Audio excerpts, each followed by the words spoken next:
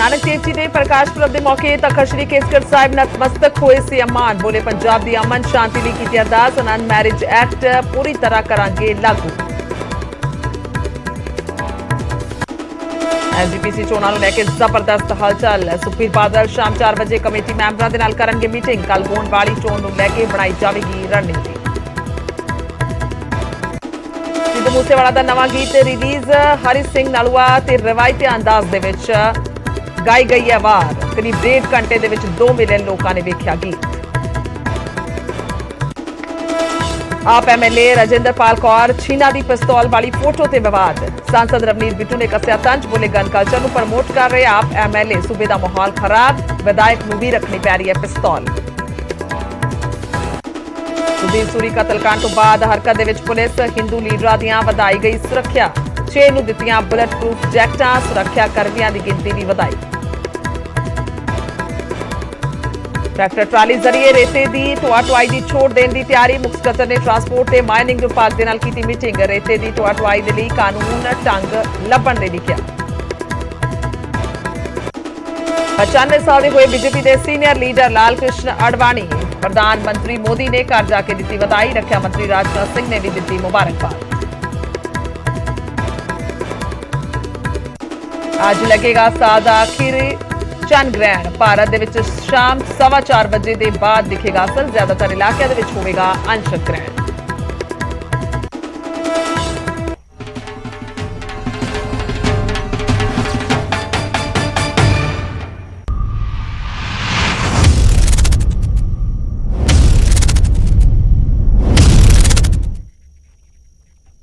सत श्री अकाल समय बुलेटिन च स्वागत है। मैं तुहाडे नाल गुरजोत संधू। शुरुआत कर लैंदे हां एक वड्डी खबर तो प्रकाश पुरब के मौके ते सीएम मान ने एक वड्डा ऐलान किया है। आनंद मैरिज एक्ट पूरी तरह दे नाल लागू करांगे सीएम मान ने कहा। नोटिफिकेशन जारी होने की सिर्फ एक फॉर्मैलिटी हुई है। आनंद मैरिज एक्ट तहत रजिस्टर होणगे ब्याह उन्होंने कहा। आनंद मैरिज एक्ट का प्रचार भी करांगे। सीएम भगवंत मान ने भी कहते हुए नजर आए ने। तखत श्री केसगढ़ साहिब दस दईए कि नतमस्तक हुए सन। उन्होंने पत्नी डॉक्टर गुरप्रीत कौर भी उन्होंने नाल मौजूद सी और थोड़ी देर पहला दी तस्वीरां तुहानूं दिखा रहे हैं। पूरी सत्कार श्रद्धा भावना दे नाल मत्था टेकते हुए गुरु घर च नतमस्तक हुंदे हुए नजर आए ने भगवंत मान और उन्होंने पत्नी। दस दईए कि आनंद मैरिज एक्ट नूं लैके उन्होंने एक वड्डा बयान दिता है कि असीं पूरी तरह दे नाल आनंद मैरिज एक्ट लागू करांगे। सवाल यह है कि आनंद मैरिज एक्ट है की है। आनंद मैरिज एक्ट के तहत दस दईए कि जिहड़े ब्याह आनंद कारज की रस्म के नाल हुंदे ने तां ओह सिख धर्म के मुताबिक उस एक्ट दे विच जो है वह जारी होया करनगे या कह लीए कि उसके मुताबिक लागू होणगे। उस सर्टिफिकेट जो है सिख मैरिज एक्ट असीं कह सकते हैं इसनूं in short Anand marriage act नूं तां उस मर्यादा के मुताबिक उस सर्टिफिकेट मिलिया करेगा। क्योंकि हुण तक दा जेकर जिक्र किया जाए तां हिंदू जिहड़ा एक्ट है उसके मुताबिक ही ਜਿਹੜੀਆਂ मैरिज ने यानी कि ब्याह ने वो लागू ਹੁੰਦੇ ਨੇ। ਤਾਂ ਸਿੱਧੀ ਭਾਸ਼ਾ 'ਚ ਜੇਕਰ ਅਸੀਂ ਜ਼ਿਕਰ ਕਰਦੇ ਹਾਂ ਜਿਸ ਦਾ ਵਿਆਹ ਆਨੰਦ ਕਾਰਜ ਦੀ ਰਸਮ ਦੇ ਨਾਲ ਹੋਇਆ ਕਰੇਗਾ ਤਾਂ ਉਸ ਦਾ ਵਿਆਹ ਆਨੰਦ ਮੈਰਿਜ ਐਕਟ ਦੇ ਤਹਿਤ ਹੀ ਰਜਿਸਟਰ ਕੀਤਾ ਜਾਵੇਗਾ ਜੇਕਰ ਇਹ ਪੂਰੀ ਤਰ੍ਹਾਂ ਦੇ ਨਾਲ ਲਾਗੂ ਹੁੰਦਾ। ਦੱਸਦੀਏ ਕਿ ਬਹੁਤ ਲੰਮੇ ਸਮੇਂ ਤੋਂ ਇਸ ਨੂੰ ਲੈ ਕੇ ਮੰਗ ਉੱਠਦੀ ਆ ਰਹੀ ਸੀ ਔਰ ਪਿਛਲੇ ਸਮੇਂ 'ਚ ਕਈ ਸਾਲ ਪਹਿਲਾਂ ਦਾ ਜ਼ਿਕਰ ਕੀਤਾ ਜਾਏ ਤਾਂ ਕੇਂਦਰ ਸਰਕਾਰ ਨੇ ਇਸ ਨੂੰ ਬਕਾਇਦਾ ਲਾਗੂ ਵੀ ਕੀਤਾ ਸੀ ਪਰ ਉਸ ਵੇਲੇ ਤੋਂ ਲੈ ਕੇ ਹੁਣ ਤੱਕ ਕਈ ਤਰ੍ਹਾਂ ਦੇ ਇਸ ਨੂੰ ਲੈ ਕੇ ਵਾਰ-ਵਾਰ बयान या कह लीए अहम विचारा जिहड़ियां ने वो हुंदियां रहियां ने और पूरी तरह दे नाल पंजाब दे विच लागू अजे तक नहीं है। सर अज श्री गुरु नानक साहब के प्रकाश पुरब के पवित्र दिहाड़े तख्त श्री केसगढ़ साहब अनंदपुर साहब में मत्था टेकना है मस्तक होना है और अरदास की है पंजाब दे विच अमन शांति बनी रहे पंजाब की तरक्की की अरदास की है भाईचारा बने रहे और गुरु नानक साहब ने जो सच का सुनेहा दिता परमात्मा सबनों उस फलसफे से चलने का बल बख्शे। गुरु नानक साहब घर घर जाके पिंड पिंड जाके उदासियां वेले उन्होंने सच का सुनेहा दिता किरत करन का वंड छकन का नाम जपन का सुनेहा दिता मानवता का सुनेहा दिता कि सारे एक ही हाँ मानस की जात सभी पहचान। सो ਅੱਜ ਦਾ ਦਿਨ ਮੈਂ ਕਹਿੰਦਾ ਸਾਡੇ ਲਈ ਇਸ ਕਰਕੇ ਪਵਿੱਤਰ ਹੈ ਕਿ ਗੁਰੂ ਨਾਨਕ ਸਾਹਿਬ ਨੂੰ ਜਗਤ ਪੀਰ ਕਹਿੰਦੇ, ਜਗਤ ਗੁਰੂ। ਉਹਨਾਂ ਦਾ ਨੇਪਾਲ 'ਚ ਨਾਮ ਹੋਰ, ਲਦਾਖ 'ਚ ਉਹਨਾਂ ਨੂੰ ਨਾਨਕ ਲਾਮਾ ਕਿਹਾ ਜਾਂਦਾ, ਸ਼੍ਰੀਲੰਕਾ 'ਚ ਨਾਮ ਹੋਰ, ਇਰਾਕ 'ਚ ਪੀਰ ਨਾਨਕ ਕਹਿੰਦੇ।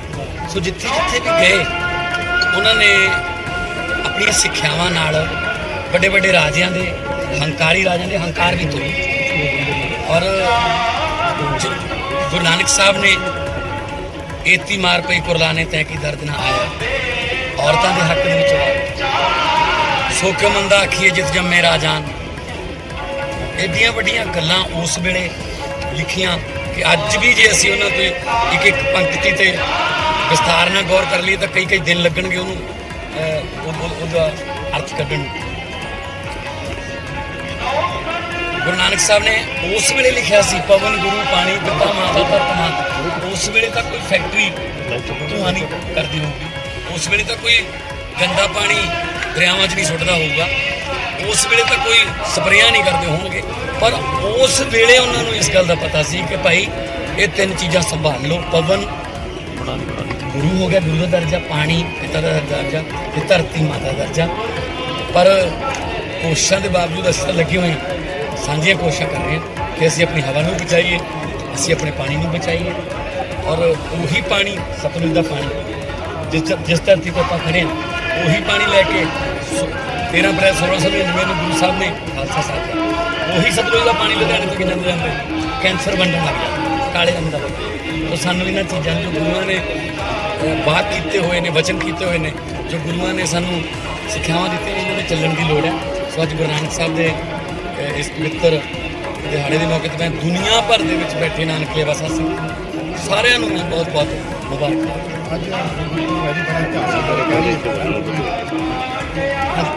ਅੱਜ ਇੱਕ ਖਾਸ ਐਲਾਨ ਮੈਂ ਇੱਥੋਂ ਇਸ ਧਰਤੀ ਤੋਂ ਕਰਨ ਜਾ ਰਿਹਾ।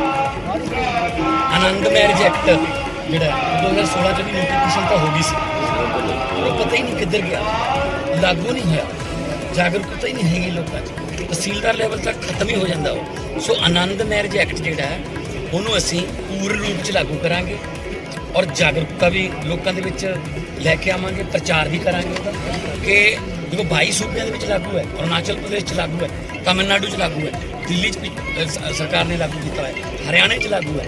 ਤਾਂ ਪੰਜਾਬ ਦੇ ਵਿੱਚ ਇੰਨੀ ਦੇਰੀ ਹੋਈ, ਪਰ ਫਿਰ ਵੀ ਉਸ ਤੋਂ ਬਾਅਦ ਵੀ ਅੱਜ ਪਤਾ ਨਹੀਂ ਹੈਗਾ ਜ਼ਿਆਦਾਤਰ ਲੋਕਾਂ ਨੂੰ ਕਿ ਆਨੰਦ ਮੈਰਿਜ ਐਕਟ ਦੇ ਅਧੀਨ ਉਹ ਆਪਣੀਆਂ ਜਿਹੜੇ ਸਿੱਖ ਪਰਿਵਾਰ ਨੇ ਆਪਣੀਆਂ ਸ਼ਾਦੀਆਂ ਜਿਹੜੀਆਂ ਆਨੰਦ ਮੈਰਿਜ ਐਕਟ ਦੇ ਅੰਦਰ ਰਜਿਸਟਰ ਕਰਵਾ ਸਕਦੇ। ਸੋ ਆਨੰਦ ਮੈਰਿਜ ਐਕਟ ਨੂੰ ਪੂਰਨ ਰੂਪ 'ਚ ਲਾਗੂ ਕੀਤਾ ਜਾਊਗਾ ਅਤੇ ਨਾਲ ਨਾਲ ਉਹਦਾ ਪ੍ਰਚਾਰ ਵੀ ਕੀਤਾ ਜਾਊਗਾ, ਪ੍ਰਸਾਰ ਵੀ ਕੀਤਾ ਜਾਊਗਾ ਤੇ ਜਾਗਰੂਕਤਾ ਵੀ ਲਿਆਂਦੀ ਜਾਊਗੀ ਤਾਂ ਕਿ ਜਿਹੜਾ ਨੋਟੀਫਿਕੇਸ਼ਨ ਜਾਰੀ ਹੋਇਆ 2016 'ਚ ਜਸਟ ਐਂ ਲੱਗਦਾ ਉਹ ਸਿਰਫ ਇੱਕ ਫਾਰਮੈਲਿਟੀ ਲਈ ਉਹਨਾਂ ਨੇ ਨੋਟੀਫਿਕੇਸ਼ਨ ਜਾਰੀ ਕਰਤਾ, ਪਤਾ ਨਹੀਂ ਸੀ ਉਹਦਾ। ਸੋ ਅਸੀਂ ਇਸ ਮਾਮਲੇ 'ਚ ਅੱਜ ਦੇ ਮੌਕੇ ਤੇ ਅਸੀਂ ਇਹ ਐਲਾਨ ਕਰਨਾ ਚਾਹੁੰਦੇ ਹਾਂ ਪੰਜਾਬ ਸਰਕਾਰ ਵੱਲੋਂ ਕਿ ਆਨੰਦ ਮੈਰਿਜ ਐਕਟ ਪੂਰਨ ਰੂਪ ਦੇ ਵਿੱਚ ਲਾਗੂ। ਠੀਕ ਹੈ, ਥੈਂਕ ਯੂ। ਤਾਂ ਇਹ ਭਗਵੰਤ ਮਾਨ, ਸੀਐਮ ਭਗਵੰਤ ਮਾਨ ਦੇ ਘਰ ਪਹੁੰਚ ਕੇ ਜਿੱਥੇ ਨਤਮਸਤਕ ਹੋਇਆ ਗਿਆ ਤਾਂ ਉੱਥੇ ਆਨੰਦ ਮੈਰਿਜ ਐਕਟ ਨੂੰ ਲੈ ਕੇ ਉਹਨਾਂ ਨੇ ਇਹ ਐਲਾਨ ਕੀਤਾ ਹੈ। ਗੁਰਚਰਨ ਸਿੰਘ ਗਰੇਵਾਲ ਸਾਡੇ ਨਾਲ ਫੋਨ ਲਾਈਨ ਤੇ ਨੇ, ਐਸਜੀਪੀਸੀ ਮੈਂਬਰ ਨੇ। ਗਰੇਵਾਲ ਸਾਹਿਬ, ਸਵਾਗਤ ਹੈ ਤੁਹਾਡਾ ਨਿਊਜ਼ 18 ਪੰਜਾਬ ਤੇ। ਤੁਹਾਡੇ ਤੋਂ ਜੀ ਜ਼ਿਕਰ ਕਰ ਰਹੇ ਨੇ ਅੱਜ ਸੀਐਮ ਭਗਵੰਤ ਮਾਨ ਕੇਸਗੜ੍ਹ ਸਾਹਿਬ ਪਹੁੰਚੇ ਸੀ ਆਨੰਦ ਮੈਰਿਜ ਐਕਟ ਨੂੰ ਲੈ ਕੇ। ਉਹਨਾਂ ਦਾ ਕਹਿਣਾ ਹੈ ਕਿ ਪੂਰਨ ਰੂਪ ਦੇ ਨਾਲ ਲਾਗੂ ਨਹੀਂ ਹੈ, ਸਿਰਫ ਨੋਟੀਫਿਕੇਸ਼ਨ ਜਾਰੀ ਹੋ ਗਿਆ ਸੀ ਪਰ ਉਸ ਨੂੰ ਲੈ ਕੇ ਜਾਗਰੂਕਤਾ ਨਹੀਂ ਹੈ। ਸਭ ਤੋਂ ਪਹਿਲਾਂ ਕੀ ਕਹੋਗੇ? ਦੇਖੋ ਜੀ, ਸਭ ਤੋਂ ਪਹਿਲਾਂ ਤਾਂ ਅਸੀਂ ਇਹੀ ਕਹਿੰਦੇ ਹਾਂ ਵੀ ਮੁੱਖ ਮੰਤਰੀ ਸਾਹਿਬ ਅੱਜ ਗੁਰੂ ਨਾਨਕ ਦੇਵ ਜੀ ਮਹਾਰਾਜ ਜੀ ਦੇ ਪ੍ਰਕਾਸ਼ ਪੁਰਬ ਤੇ ਅਨੰਦਪੁਰ ਸਾਹਿਬ ਨਤਮਸਤਕ ਹੋਣ ਗਏ, ਚੰਗੀ ਗੱਲ ਆ। ਉਹਨਾਂ ਨੇ ਕੀਤਾ ਗੁਰੂ ਸਾਹਿਬ ਲਈ ਜਿਹੜਾ ਪੇਸ਼ ਕੀਤਾ। ਅਸੀਂ ਉਹਨਾਂ ਨੂੰ ਬੇਨਤੀ ਕਰਾਂਗੇ ਕਿ ਹਰ ਗੱਲ ਜਿਹੜੀ ਕਰ ਰਹੇ ਨੇ ਉਸ ਗੱਲ ਨੂੰ ਥੋੜਾ ਜਿਹਾ ਘੋਖ ਲਿਆ ਕਰਨਾ ਤੇ ਉਹਨਾਂ ਦੀ ਭਾਵਨਾ 'ਚ ਇਕੱਲਾ ਬਿਆਨ ਹੈ ਜਾਂ ਉਹਨਾਂ ਦੇ ਮਨ ਦੇ ਵਿੱਚ ਸਿੱਖ ਜਿਹੜਾ ਇਹਨਾਂ ਪ੍ਰੋਜੈਕਟ ਲਾਗੂ ਕਰਨ ਦੀ ਗੱਲ ਹੈਗੀ ਆ। ਦੇਖੋ, ਇਹ ਲਾਗੂ ਬੜੀ ਦੇਰ ਦਾ ਹੋ ਚੁੱਕਿਆ ਜੀ, ਇਹ ਆ ਚੁੱਕਿਆ, ਪਰ ਇਸ ਨੂੰ ਇਹਦੇ ਵਿੱਚ ਬਹੁਤ ਸਾਰੀਆਂ ਤਰੁੱਟੀਆਂ ਨੇ। ਭਗਵੰਤ ਮਾਨ ਸਾਹਿਬ ਨੂੰ, ਕੇਂਦਰ ਸਰਕਾਰ ਨੂੰ ਲਿਖਣਾ ਚਾਹੀਦਾ ਕਿ ਜਿਹੜੇ ਕਾਰਨ ਕਰਕੇ ਜਿਹੜੇ ਸਿੱਖ ਹੈ ਇਸ ਨੂੰ ਆਪਣੇ ਇਸ ਐਕਟ ਦੇ ਅਧੀਨ ਆਪਣਾ ਵਿਆਹ ਦਰਜ ਨਹੀਂ ਕਰਵਾ ਰਹੇ, ਉਹਦੇ ਕਾਰਨ ਤਾਂ ਜ਼ਰੂਰ ਜਾਣਨੇ ਚਾਹੀਦੇ ਨੇ। ਉਹਨਾਂ ਨੂੰ ਦੇਖਣ ਕਿ ਇਹਦੇ 'ਚ ਤਰੁੱਟੀਆਂ ਕਿੰਨੀਆਂ ਕੁ ਨੇ। ਇਹਦੇ 'ਚ ਬਹੁਤ ਸਾਰੀਆਂ ਤਰੁੱਟੀਆਂ ਨੇ। ਤੁਸੀਂ ਕੋਰਟ ਵਿੱਚ ਜਾਓ, ਤਹਿਸੀਲ ਦੇ ਵਿੱਚ ਤਹਿਸੀਲਦਾਰ ਨੂੰ ਤੁਸੀਂ ਕਹੋ ਕਿ ਮੇਰਾ ਨਾਮ ਜਿਹੜਾ ਸਾਡਾ ਵਿਆਹ ਵਾ ਉਹ ਆਨੰਦ ਮੈਰਿਜ ਐਕਟ ਦੇ ਅਧੀਨ ਕਰਵਾ ਦਿਓ, ਤਾਂ ਉਹ ਤੁਹਾਨੂੰ ਉਹਦਾ ਐਕਟ ਦੇ ਅਧੀਨ ਲੈ ਕਰ ਦੇਣਗੇ। ਪਰ ਉਸ ਤੋਂ ਬਾਅਦ ਕੀ ਤੁਹਾਡਾ ਇਹ ਜਿਹੜਾ ਐਕਟ ਦਾ ਸਰਟੀਫਿਕੇਟ ਆ ਇਹ ਬਾਹਰ ਵਿਦੇਸ਼ ਜਾਣ ਲਈ ਚੱਲੇਗਾ? ਇਹ ਤੁਹਾਡੇ ਆਪਸੀ ਪਰਿਵਾਰਕ ਵੰਡ ਦੇ ਵਿੱਚ ਚੱਲੇਗਾ? ਤੁਹਾਡਾ ਕੱਲ ਨੂੰ ਰੱਬ ਨਾ ਕਰੇ, ਮੈਂ ਨਹੀਂ ਇਸ ਗੱਲ 'ਚ ਵਿਸ਼ਵਾਸ ਨਹੀਂ ਰੱਖਦਾ ਕਿ ਕੱਲ ਨੂੰ ਕੋਈ ਕਿਸੇ ਤਰ੍ਹਾਂ ਦਾ ਮੀਆਂ ਬੀਵੀ ਦਾ ਕੋਈ ਮਸਲਾ ਬਣਦਾ ਉਹਦੇ 'ਚ ਐਕਟ ਕੰਮ ਕਰੇਗਾ। ਤੁਸੀਂ ਇਸ ਐਕਟ ਦੇ ਅਧੀਨ ਬੱਚੇ ਨੂੰ ਗੋਦ ਲੈਣਾ ਜਾਂ ਕਿਸੇ ਨੂੰ ਗੋਦ ਦੇਣਾ ਉਹਦੇ 'ਚ ਕੰਮ ਕਰੇਗਾ। ਸੋ ਇਹ ਗੱਲਾਂ ਜਿਹੜੀਆਂ ਵਾ ਇਹ ਗੱਲਾਂ ਨੂੰ ਸਾਰੀਆਂ ਨੂੰ ਵਿਚਾਰ ਕੇ ਕਰਨਾ ਚਾਹੀਦਾ। ਇਹ ਆਪ ਆ ਚੁੱਕਿਆ ਬੜੀ ਦੇਰ ਤੋਂ। ਉਹੀ ਨਾ ਗਰੇਵਾਲ ਸਾਹਿਬ ਬਿਆਨ ਦੇ ਦੇਣਗੇ, ਇਹ ਬਿਆਨ ਦੇ ਦੇਣਗੇ ਪਰ ਗੱਲ ਕੀ ਆ ਵੀ ਲੋਕ ਕਿਉਂ ਨਹੀਂ ਕਰਾ ਰਹੇ? ਉਹਦਾ ਕਾਰਨ ਆ ਉਹ ਕੀ ਆ ਵੀ ਜਿੰਨੀ ਦੇਰ ਤੱਕ ਸਿੱਖਾਂ ਨੂੰ ਇੱਕ ਵੱਖਰੀ ਕੌਮ ਦੇ ਤੌਰ ਤੇ ਸੰਵਿਧਾਨ ਦੇ ਵਿੱਚ ਨੋਟੀਫਿਕੇਸ਼ਨ ਨਹੀਂ ਆਉਂਦੀ ਉਨੀ ਦੇਰ ਤੱਕ ਇਹ ਐਕਟ ਆਪਣੇ ਆਪ ਦੇ ਵਿੱਚ ਕੋਈ ਸਾਰਥਕ ਨਹੀਂ ਆ। ਇਹ ਅਸੀਂ ਹਰ ਜਿਹੜਾ ਇਹ ਕਾਗਜ਼ੀ ਕਾਰਵਾਈ ਆ ਹਿੰਦੂ ਮੈਰਿਜ ਐਕਟ ਦੇ ਅਧੀਨ ਅਖੀਰ ਤੇ ਜਾਣੀ ਪੈਂਦੀ ਆ। ਇਹ ਸਭ ਤੋਂ ਵੱਡਾ ਇੱਕ ਜ਼ਰੂਰਤ ਆ ਜਿਹਨੂੰ ਅਮੈਂਡਮੈਂਟ ਕਰਨ ਦੀ ਲੋੜ ਆ। ਅਸੀਂ ਚਾਹੁੰਦੇ ਆ ਕਿ ਭਗਵੰਤ ਮਾਨ ਸਾਹਿਬ ਇਸ ਗੱਲ ਲਈ ਅੱਗੇ ਆਉਣ, ਇਹ ਕੇਂਦਰ ਸਰਕਾਰ ਨੂੰ ਇਹ ਲਿਖ ਕੇ ਦੇਣ ਕਿ ਜਿਹੜੇ ਸਿੱਖ ਆ ਇੱਕ ਵੱਖਰੀ ਕੌਮ ਆ, ਉਹਨਾਂ ਨੂੰ ਸੰਵਿਧਾਨ ਦੇ ਅੰਦਰ ਅਮੈਂਡਮੈਂਟ ਕਰਨ ਲਈ ਜਿਵੇਂ ਪਹਿਲਾਂ ਅਕਾਲੀ ਦਲ ਇਹ ਗੱਲ ਚੁੱਕ ਰਿਹਾ, ਜਿਹੜੀਆਂ ਸਿੱਖ ਸੰਸਥਾਵਾਂ ਚੁੱਕ ਰਹੀਆਂ, ਇਹਦੇ ਵਿੱਚ ਸਾਡਾ ਸਹਿਯੋਗ ਕਰਨ, ਅਸੀਂ ਉਹਨਾਂ ਦਾ ਧੰਨਵਾਦ ਕਰਾਂ ਜੀ। ਸ਼ਾਇਦ ਇਹੀ ਗੱਲ ਗਰੇਵਾਲ ਸਾਹਿਬ ਉਹ ਕਹਿਣਾ ਚਾਹੁੰਦੇ ਨੇ ਸੀਐਮ ਸਾਹਿਬ, ਕਿਉਂਕਿ ਉਹਨਾਂ ਦਾ ਇਹੀ ਕਹਿਣਾ ਹੈ ਕਿ ਇਸ ਨੂੰ ਪੂਰੀ ਤਰ੍ਹਾਂ ਦੇ ਨਾਲ ਲਾਗੂ ਕਰਵਾਵਾਂਗੇ। ਹੁਣ ਤੱਕ ਸਿਰਫ ਨੋਟੀਫਿਕੇਸ਼ਨ ਨਹੀਂ, ਜਿਸ ਦਾ ਜ਼ਿਕਰ ਤੁਸੀਂ ਵੀ ਕਰ ਰਹੇ ਹੋ, ਯਾਨੀ ਕਿ ਉਹ ਇਹੀ ਕਹਿਣਾ ਚਾਹੁੰਦੇ ਨੇ ਕਿ ਹੁਣ ਅਸੀਂ ਸਰਕਾਰ ਜੋ ਹੈ ਇਸ ਨੂੰ ਲੈ ਕੇ ਹੰਬਲਾ ਮਾਰੇਗੀ ਅੱਗੇ ਵਾਸਤੇ। ਨਹੀਂ, ਅਸੀਂ ਧੰਨਵਾਦ ਕਰਾਂਗੇ ਜੀ ਜੇ ਕੇਂਦਰ ਸਰਕਾਰ ਤੋਂ ਇਹਦੀ ਅਮੈਂਡਮੈਂਟ ਕਰਵਾਉਂਦੇ ਆ ਜੀ। ਠੀਕ ਹੈ, ਅਸੀਂ ਇਹ ਨਹੀਂ ਕਹਿੰਦੇ ਕਿ ਲਾਗੂ ਕਰਨਾ ਮਤਲਬ ਇਹ ਨਹੀਂਗਾ, ਮੇਰੀ ਸੁਣ ਲਓ, ਲਾਗੂ ਕਰਨ ਦਾ ਮਤਲਬ ਇਹ ਨਹੀਂ ਆ ਕਿ ਥੱਲੇ ਤਹਿਸੀਲਦਾਰ ਨੂੰ ਇਹ ਕਹਿਣ ਕਿ ਜਿਹੜਾ ਕੋਈ ਸਿੱਖ ਆਉਂਦਾ ਉਹਨੂੰ ਤੁਸੀਂ ਆਨੰਦ ਮੈਰਿਜ ਐਕਟ ਦੇ ਅਧੀਨ ਕਰ ਦਿਓ, ਪਰ ਉਹਦੇ ਲਈ ਮੁਸ਼ਕਲਾਂ ਜਿਹੜੀਆਂ ਨੇ ਉਹਨਾਂ ਨੂੰ ਦੱਸੀਆਂ ਜਾਣ ਵੀ ਆਹ ਪ੍ਰੋਬਲਮਸ ਆ। ਸੋ ਇਸ ਕਰਕੇ ਤਾਂ ਤੁਹਾਨੂੰ ਅਪੀਲ ਕਰਦੇ ਆ ਕਿ ਮੁੱਖ ਮੰਤਰੀ ਸਾਹਿਬ ਇਹ ਜਿਹੜੇ ਇਹਦੇ ਤੋਂ ਉਤਪੰਨ ਹੋਣ ਵਾਲੀਆਂ ਜਿਹੜੀਆਂ ਮੁਸ਼ਕਲਾਂ ਨੇ ਉਹ ਕਿਵੇਂ ਹੱਲ ਹੋਣਗੀਆਂ? ਉਹ ਹੱਲ ਤਾਂ ਹੀ ਹੋਣਗੀਆਂ ਅੱਜ ਐਲਾਨ ਕਰਨ, ਮੈਂ ਕਹਿੰਦਾ ਗੁਰੂ ਨਾਨਕ ਦੇਵ ਜੀ ਦੇ ਪ੍ਰਕਾਸ਼ ਪੁਰਬ ਤੇ, ਕਿ ਆਪਣੀ ਵਿਧਾਨ ਸਭਾ ਦੇ ਵਿੱਚ ਪਾਸ ਕੀਤਾ ਜਾਵੇ ਕਿ ਸਿੱਖ ਇੱਕ ਵੱਖਰੀ ਕੌਮ ਹੈ ਤੇ ਉਹਨਾਂ ਦਾ ਜਿਹੜਾ ਐਕਟ ਹੈ ਉਹ ਹਿੰਦੂ ਮੈਰਿਜ ਐਕਟ ਤੋਂ ਵੱਖਰਾ ਕਰਕੇ ਸਿੱਖਾਂ ਦੇ ਲਈ ਵੱਖਰਾ ਐਕਟ ਬਣੇ। ਅਸੀਂ ਪੂਰਨ ਤੌਰ ਤੇ ਉਹਨਾਂ ਦਾ ਸਵਾਗਤ ਕਰਦੇ ਜੀ। ਠੀਕ ਹੈ, ਧੰਨਵਾਦ ਹੈ ਗਰੇਵਾਲ ਸਾਹਿਬ ਗੱਲਬਾਤ ਦੇ ਲਈ, ਸ਼ੁਕਰੀਆ। ਤਾਂ ਆਨੰਦ ਮੈਰਿਜ ਐਕਟ ਤੇ ਜਿੱਥੇ ਸੀਐਮ ਭਗਵੰਤ ਮਾਨ ਬੋਲੇ ਨੇ ਤਾਂ ਉੱਥੇ ਐਸਜੀਪੀਸੀ ਦਾ ਇਹ ਕਹਿਣਾ ਹੈ ਕਿ ਸਿਰਫ ਲਾਗੂ ਕਰ ਦਿੱਤਾ ਜਾਵੇ, ਤਹਿਸੀਲਦਾਰ ਪੱਧਰ ਤੇ ਜਾ ਕੇ ਕਹਿ ਦਿੱਤਾ ਜਾਵੇ ਸਰਕਾਰ ਦੇ ਵੱਲੋਂ, ਤਾਂ ਇਹ ਬਹੁਤ ਨਹੀਂ ਹੋਏਗਾ, ਬਲਕਿ ਕੇਂਦਰ ਸਰਕਾਰ ਤੱਕ ਨੂੰ ਲਿਖਤੀ ਤੌਰ ਤੇ ਕਹਿਣਾ ਪਏਗਾ, ਕਿਉਂਕਿ ਇਸ ਦੇ ਵਿੱਚ ਬਹੁਤ ਸਾਰੀਆਂ ਤਰੁੱਟੀਆਂ ਨੇ। ਯਾਨੀ ਕਿ ਅਜੇ ਵੀ ਬਹੁਤ ਸਾਰੀ ਬ੍ਰੇਕ ਲੱਗ ਜਾਂਦੀ ਹੈ ਜਦੋਂ ਆਨੰਦ ਮੈਰਿਜ ਐਕਟ ਦੇ ਤਹਿਤ ਰਜਿਸਟਰ ਹੋਣੀ ਹੁੰਦੀ ਹੈ, ਜਦੋਂ ਮੈਰਿਜ ਹੁੰਦੀ ਹੈ ਕਿਸੇ ਦੀ ਸਿੱਖ ਆਨੰਦ ਕਾਰਜਾਂ ਦੇ ਮੁਤਾਬਿਕ, ਤਾਂ ਉਸ ਤੋਂ ਬਾਅਦ ਬਹੁਤ ਸਾਰੀਆਂ ਮੁਸ਼ਕਿਲਾਂ ਦਰਪੇਸ਼ ਹੁੰਦੀਆਂ ਨੇ, ਤਾਂ ਉਹ ਫਿਰ ਕੇਂਦਰ ਸਰਕਾਰ ਨੂੰ ਲਿਖਣਾ ਹੋਏਗਾ।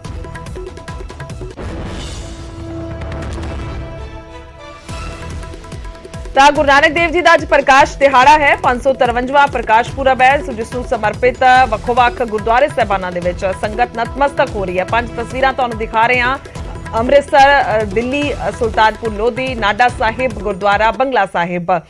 5 ਤਸਵੀਰਾਂ ਨੇ ਜਿੱਥੇ ਗੁਰਦੁਆਰਿਆਂ ਦੇ ਵਿੱਚ ਵਿਸ਼ੇਸ਼ ਧਾਰਮਿਕ ਸਮਾਗਮ ਹੋ ਰਹੇ ਨੇ, ਵੱਡੀ ਗਿਣਤੀ 'ਚ ਸੰਗਤ ਹਾਜ਼ਰੀ ਭਰ ਰਹੀ ਹੈ ਔਰ ਖਾਸ ਤੌਰ ਤੇ ਦੱਸ ਦਈਏ ਕਿ ਰੌਣਕਾਂ ਜਿਹੜੀਆਂ ਨੇ ਹਰ ਪਾਸੇ ਲੱਗੀਆਂ ਹੋਈਆਂ ਨੇ। ਤੜਕਸਾਰ ਸਵਖਤੇ ਤੋਂ ਹੀ ਸੰਗਤਾਂ ਪਹੁੰਚਣੀਆਂ ਸ਼ੁਰੂ ਹੋ ਗਈਆਂ ਸਨ, ਜਿਸ ਤੋਂ ਬਾਅਦ ਦੇਰ ਰਾਤ ਤੱਕ ਅਸੀਂ ਕਹਿ ਸਕਦੇ ਹਾਂ ਕਿ ਇਸ ਤਰੀਕੇ ਦਾ ਨਜ਼ਾਰਾ ਸਾਨੂੰ ਵੱਖ-ਵੱਖ ਗੁਰਦੁਆਰੇ ਸਾਹਿਬਾਨਾਂ 'ਚ ਦੇਖਣ ਨੂੰ ਮਿਲੇਗਾ, ਕਿਉਂਕਿ ਸ਼ਾਮ ਜਦੋਂ ਹੁੰਦੀ ਹੈ, ਜਦੋਂ ਹਨੇਰਾ ਹੋਣ ਲੱਗ ਜਾਂਦਾ ਹੈ ਤਾਂ ਉਸ ਵੇਲੇ ਜਿਹੜੀਆਂ ਮੋਮਬੱਤੀਆਂ ਨੇ ਉਹ ਵੀ ਜਗਾਈਆਂ ਜਾਂਦੀਆਂ ਨੇ ਔਰ ਲਾਈਟਿੰਗ ਹੁੰਦੀ ਹੈ, ਸਜਾਵਟ ਤਾਂ ਹੁੰਦੀ ਹੈ, ਦੀਪਮਾਲਾ ਹੁੰਦੀ ਹੈ ਔਰ ਆਤਿਸ਼ਬਾਜ਼ੀ ਵੀ ਹੁੰਦੀ ਹੈ। ਤਾਂ ਸਿੱਧਾ ਚੱਲਦੇ ਹਾਂ ਗੁਰਦੁਆਰਾ ਬੇਰ ਸਾਹਿਬ ਸੁਲਤਾਨਪੁਰ ਲੋਧੀ ਮੌਜੂਦ ਨੇ ਅੱਜ ਸਾਡੇ ਸਹਿਯੋਗੀ ਨਪਿੰਦਰ ਬਰਾੜ, ਤਾਂ ਲਗਾਤਾਰ ਸਾਨੂੰ ਵੱਖੋ-ਵੱਖ ਤਸਵੀਰਾਂ ਦਿਖਾ ਰਹੇ ਨੇ ਔਰ ਖਾਸ ਤੌਰ ਤੇ ਜਿਸ ਤਰ੍ਹਾਂ ਦਾ ਇਤਿਹਾਸ ਹੈ ਬਾਬੇ ਨਾਨਕ ਦੇ ਨਾਲ ਜੁੜਿਆ ਹੋਇਆ ਸੁਲਤਾਨਪੁਰ ਲੋਧੀ ਦਾ, ਤਾਂ ਉਸ ਦੇ ਨਾਲ ਵੀ ਅਸੀਂ ਲਗਾਤਾਰ ਜਾਣੂ ਹੋ ਰਹੇ ਹਾਂ ਔਰ ਦਰਸ਼ਕਾਂ ਤੱਕ ਸਿੱਧੀਆਂ ਤਸਵੀਰਾਂ ਵੀ ਪਹੁੰਚਾ ਰਹੇ ਹਾਂ। ਜੀ ਨਪਿੰਦਰ, ਜਿਸ ਤਰ੍ਹਾਂ ਦੇ ਨਾਲ ਕਹਿ ਸਕਦੇ ਹਾਂ ਕਿ ਸਮਾਂ ਜ਼ਿਆਦਾ ਬੀਤਦਾ ਜਾ ਰਿਹਾ ਹੈ, ਉਸ ਤਰੀਕੇ ਦੇ ਨਾਲ ਸੰਗਤ ਵੀ ਵੱਧ ਰਹੀ ਹੋਏਗੀ, ਕਿ ਕੁਝ ਤਸਵੀਰਾਂ ਨੇ ਮੌਕੇ ਦੀਆਂ? ਬਿਲਕੁਲ ਗੁਰਜੋਤ, ਅਸੀਂ ਇਸ ਵੇਲੇ ਗੁਰਦੁਆਰਾ ਬੇਰ ਸਾਹਿਬ ਤੋਂ ਥੋੜਾ ਅੱਗੇ ਆ ਗਏ ਹਾਂ, ਬਾਹਰ ਦੀਆਂ ਤਸਵੀਰਾਂ ਤਾਂ ਕਿ ਸਾਡੇ ਦਰਸ਼ਕਾਂ ਨੂੰ ਦਿਖਾ ਸਕੀਏ। ਔਰ ਇਹ ਦੇਖੋ ਸੰਗਤ ਆ ਜਿਹੜੀ ਉਹ ਲਗਾਤਾਰ ਅੱਧੀ ਸੰਗਤ ਦਰਸ਼ਨ ਕਰਨ ਲਈ ਜਾ ਰਹੀ ਹੈ, ਅੱਧੀ ਸੰਗਤ ਦਰਸ਼ਨ ਕਰਕੇ ਆ ਰਹੀ ਹੈ, ਯਾਨੀ ਸੰਗਤ ਲਗਾਤਾਰ ਇੱਥੇ ਵੱਧ ਰਹੀ ਹੈ ਔਰ ਕਿਉਂਕਿ ਅਗਰ ਆਪਾਂ ਦੇਸੀ ਤਰੀਕੇ ਨਾਲ ਟੈਕਨੀਕਲੀ ਅਸੀਂ ਸਮਝਣ ਦੀ ਕੋਸ਼ਿਸ਼ ਕਰੀਏ ਤਾਂ ਸਾਨੂੰ ਹੁਣ ਸਿਗਨਲ ਦੇ ਵਿੱਚ ਵੀ ਦਿੱਕਤ ਹੈ, ਕਿਉਂਕਿ ਸੰਗਤ ਵੱਡੀ ਗਿਣਤੀ ਵਿੱਚ ਇੱਥੇ ਪਹੁੰਚ ਗਈ ਆ। ਤਾਂ ਹੁਣ ਸੰਗਤ ਇੱਥੇ ਲਗਾਤਾਰ ਆ ਰਹੀ ਹੈ ਔਰ ਲਗਾਤਾਰ ਸਮਾਗਮ ਚੱਲ ਰਹੇ ਨੇ। ਦਰਸ਼ਨ ਕਰਨਾ ਚਾਹੁੰਦੀ ਹੈ ਸੰਗਤ ਸ੍ਰੀ ਗੁਰੂ ਨਾਨਕ ਦੇਵ ਜੀ ਦੇ ਇਸ ਪਵਿੱਤਰ ਸਥਾਨ ਤੇ ਆ ਕੇ ਹਰ ਕੋਈ ਨਤਮਸਤਕ ਹੋਣਾ ਚਾਹੁੰਦਾ ਹੈ, ਕਿਉਂਕਿ ਇੰਨਾ ਸ਼ੁਭ ਦਿਹਾੜਾ ਪ੍ਰਕਾਸ਼ ਪੁਰਬ ਹੈ ਗੁਰੂ ਸਾਹਿਬ ਦਾ, ਪਹਿਲੇ ਪਾਤਸ਼ਾਹੀ ਸ੍ਰੀ ਗੁਰੂ ਨਾਨਕ ਦੇਵ ਜੀ ਦਾ। ਔਰ ਉਹ ਮੁਕੱਦਸ ਧਰਤੀ ਜਿੱਥੇ ਗੁਰੂ ਸਾਹਿਬ ਨੇ 14 ਸਾਲ 9 ਮਹੀਨੇ ਤੇ 13 ਦਿਨ ਬਿਤਾਏ ਹੋਣ। ਤੁਸੀਂ ਆਪ ਅੰਦਾਜ਼ਾ ਲਾ ਸਕਦੇ ਹੋ ਕਿ ਇਸ ਪੂਰੇ ਇਲਾਕੇ ਦੇ ਵਿੱਚ ਜਿੱਥੇ ਗੁਰੂ ਸਾਹਿਬ ਨੇ ਇੰਨਾ ਲੰਮਾ ਸਮਾਂ ਬਿਤਾਇਆ ਹੋਵੇ ਤਾਂ ਉਸ ਧਰਤੀ ਦੀ ਕਿੰਨੀ ਮਹੱਤਤਾ ਹੋਵੇਗੀ। ਕਿ ਤਾਂ ਕਰਕੇ ਸੰਗਤ ਆ ਜਿਹੜੀ ਉਹ ਇੱਥੇ ਆਉਣਾ ਚਾਹੁੰਦੀ ਹੈ। ਗੁਰੂ ਸਾਹਿਬ ਨਾਲ ਜੁੜੀਆਂ ਹੋਈਆਂ ਚੀਜ਼ਾਂ, ਗੁਰੂ ਸਾਹਿਬ ਨਾਲ ਜੁੜੇ ਹੋਏ ਨਿਸ਼ਾਨ ਦਰਸ਼ਨ ਕਰਨਾ ਚਾਹੁੰਦੀ ਹੈ ਸੰਗਤ।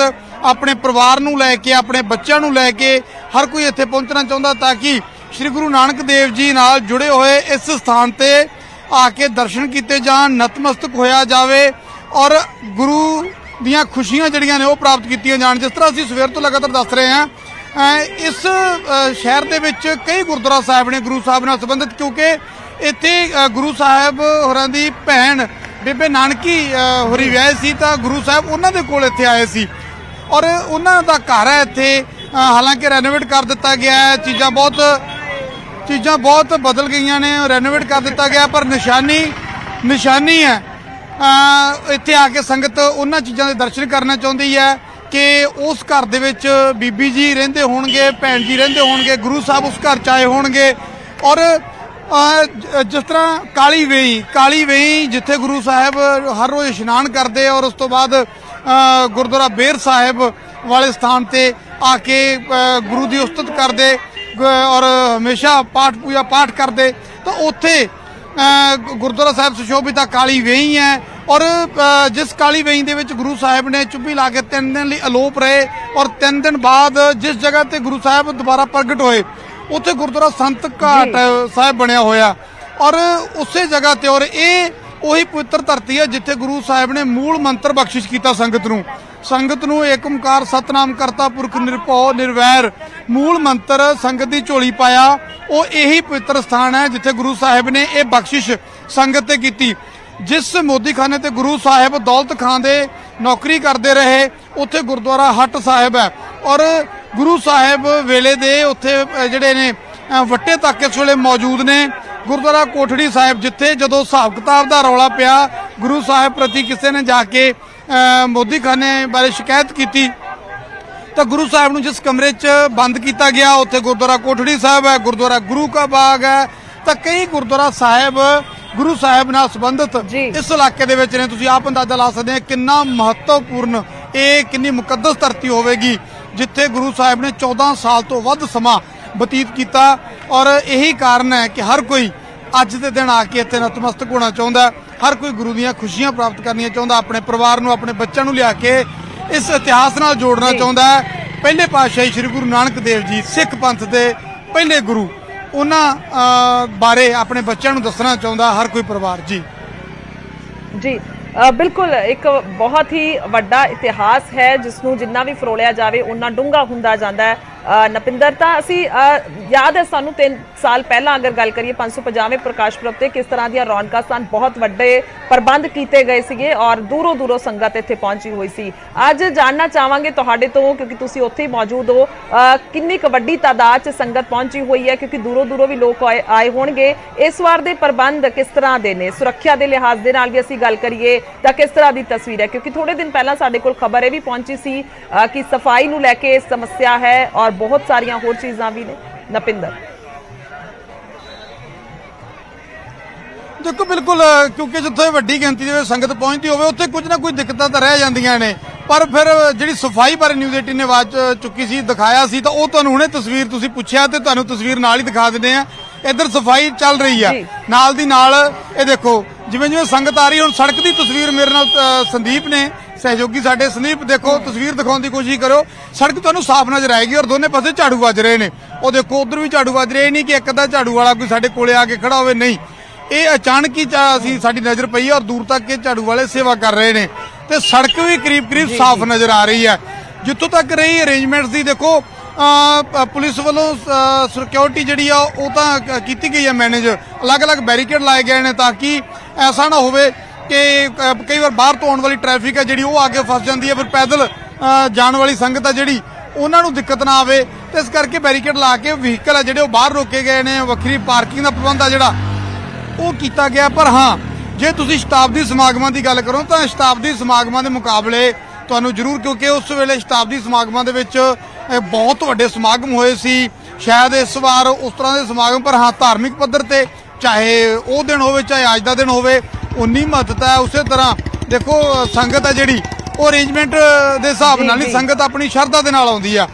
ਉਹ 550 ਸਾਲਾ ਇਹ ਹੁੰਦਾ ਹੈ ਕਿ ਪੂਰੀ ਦੁਨੀਆ ਭਰ ਦੇ ਵਿੱਚੋਂ ਸੰਗਤ ਨੂੰ ਇੱਕ ਕਿਤੇ ਨਾ ਕਿਤੇ ਇਸ ਤਰ੍ਹਾਂ ਦਾ ਹੁੰਦਾ ਹੈ ਕਿ ਯਾਰ 550 ਸਾਲਾਂ ਦੇ ਅਸੀਂ ਗਵਾਹ ਬਣ ਜਾਈਏ, ਅਸੀਂ ਜਾ ਕੇ ਉਸ ਧਰਤੀ ਤੇ ਮੁਕੱਦਸ ਧਰਤੀ ਤੇ ਆਸ਼ੀਰਵਾਦ ਲੈ ਲਈਏ। ਪਰ ਇਸ ਵਾਰੀ ਵੀ ਸੰਗਤ ਹੈ ਜਿਹੜੀ ਉਹ ਵੱਡੀ ਗਿਣਤੀ ਦੇ ਵਿੱਚ ਇੱਥੇ ਲਗਾਤਾਰ ਪਹੁੰਚ ਰਹੀ ਹੈ। ਜੀ ਜੀ ਠੀਕ ਹੈ ਧੰਨਵਾਦ ਨਪਿੰਦਰ तमाम ਤਸਵੀਰਾਂ ਦਿਖਾਉਣ ਦੇ ਲਈ, ਜਾਣਕਾਰੀ ਦੇ ਲਈ। ਤਾਂ ਗੁਰੂ ਨਾਨਕ ਦੇਵ ਜੀ ਦਾ 553ਵਾਂ ਪ੍ਰਕਾਸ਼ ਦਿਹਾੜਾ ਹੈ ਜਿਸ ਨੂੰ ਸਮਰਪਿਤ ਦੂਰੋਂ ਸੰਗਤ ਜਿੱਥੇ ਵੀ ਉਹਨਾਂ ਦੀ ਪਹੁੰਚ ਹੈ ਉੱਥੇ ਪਹੁੰਚ ਰਹੀ ਹੈ ਔਰ ਨਤਮਸਤਕ ਹੋ ਰਹੀ ਹੈ।